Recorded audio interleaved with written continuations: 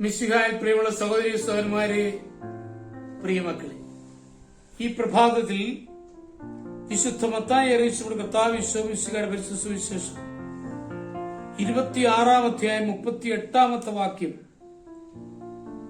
നമുക്ക് ധ്യാനിക്കാം. Saint Matthew's gospel chapter 26 verse 38. തീവ്ര ദുഃഖത്താൽ ഞാൻ മരണത്തോളം എത്തിയിരിക്കുന്നു, നിങ്ങൾ എന്നോടൊത്ത് ഉണർന്നിരിക്കുക. 1980 അമേരിക്കയിൽ നടന്ന ഒരു സംഭവം. പാരച്യൂട്ട് പരിശീലനത്തിനു വേണ്ടി നിയുക്തമായവരായിരുന്നു തിമോത്തിയും ഡേവിഡും. തിയറി ക്ലാസുകളെല്ലാം പ്രശസ്തമായി വിജയിച്ച അവർ അതിന്റെ പരിശീലനത്തിനു വേണ്ടി മാനസികമായും ശാരീരികമായും ഒരുങ്ങി.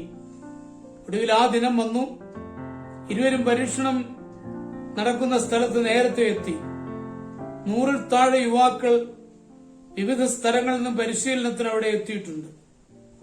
അവർ ഓരോരുത്തരായി മുകളിൽ നിന്ന് താഴ്വാരത്തിലേക്ക് പറന്നിറങ്ങുന്നത് കൗതുകത്തോടെ തിമോത്തിയും ഡേവിഡും നോക്കി നിന്നു. ഒടുവിൽ അവരുടെ ഊഴമായി.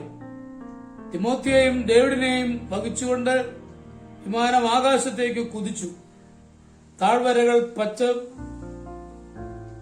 പട്ടുമാതിരി ചെറുതായപ്പോൾ അവരുടെ പരിശീലകർ അവർക്ക് ചാടാനുള്ള നിർദ്ദേശം നൽകി. ആദ്യം ഡേവിഡ് ചാടി. അവന്റെ പാരച്യൂട്ട് കുടപോലെ നിവരുന്നത് മുകളിൽ നിന്ന് തിമോത്തിക്ക് കാണാമായിരുന്നു. ചെറിയ നെഞ്ചിടിപ്പോടും ഭയത്തോടും കൂടി തിമോത്തിയും ചാടി. നിർഭാഗ്യമെന്ന് പറയട്ടെ, പരിഭ്രമം മൂലം മുന്നോട്ട് ചാടേണ്ട അവൻ പിന്നിലേക്കാണ് വീണത്.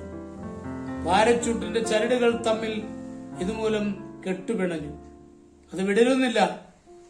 അതിവേഗത്തിൽ താൻ താഴേക്ക് പതിക്കുന്നതായി തിമോത്തിക്ക് മനസ്സിലായി. മരണം അവൻ മുൻപിൽ കണ്ടു. ദൈവമേ, അങ്ങയുടെ ഹിതം മാത്രം നിറവേറണമേ. തിമോത്തി അങ്ങനെ മാത്രമാണ് പ്രാർത്ഥിച്ചത്. അപ്പോഴേക്കും അവൻ നിലംപൊത്താറായി കഴിഞ്ഞിരുന്നു. അവന്റെ സഹപാഠികളും മൈതാനത്ത് അടിച്ചുകൂടിയ കാണികളും ആ കാഴ്ച കാണാനാവാതെ കണ്ണിറുക്കി അടച്ചു. തിമോത്തി പാറയിൽ തലയടിച്ച് ചോരയിൽ പിടഞ്ഞു മരിക്കുന്ന കാഴ്ച അവർ ഭാവനയിൽ കണ്ടു. എന്നാൽ നേരിയ ഭാഗ്യം അവന് തുണയായി. നനഞ്ഞ പുൽമൈതാനത്താണ് അവൻ വന്ന് വീണത്. കൈകൾക്കും കാലിനും ഒടിവും ചതവും സംഭവിച്ചെങ്കിലും ഡോക്ടർമാരുടെ ഒറ്റക്കെട്ടായുള്ള പരിശ്രമം മൂലം പിന്നീട് അവന്റെ ശരീരത്തിലെ തകരാറുകൾ നീങ്ങി. 2 മാസത്തിനു ശേഷം പരിപൂർണ സുഖം പ്രാപിച്ച് തിമോത്തിക്ക് ആശുപത്രി വിടാനും കഴിഞ്ഞു. ഗിരിഗിരി 1-ാമൻ മാർപ്പാപ്പ പറയുന്നുണ്ട്, കഷ്ടതകൾ ജീവിതത്തിൽ വർദ്ധിക്കുന്നുവോ അത്രയും നല്ലത്. കാരണം അത്ര വിശിഷ്ടമായിരിക്കും ദൈവം നമുക്ക് നൽകുന്ന കിരീടം. നമ്മുടെ കർത്താവ് മിശിഹായുടെ കൃപയും പിതാവായ ദൈവത്തിന്റെ സ്നേഹവും പരിശുദ്ധാത്മാവിന്റെ സഹവാസവും പരിശുദ്ധ അമ്മയുടെ മധ്യസ്ഥതയും എല്ലാവരോടും കൂടി ധാരാളമായിട്ടുണ്ടായിരിക്കട്ടെ, എപ്പോഴും എപ്പോഴും എന്നേക്കും. ആമേൻ.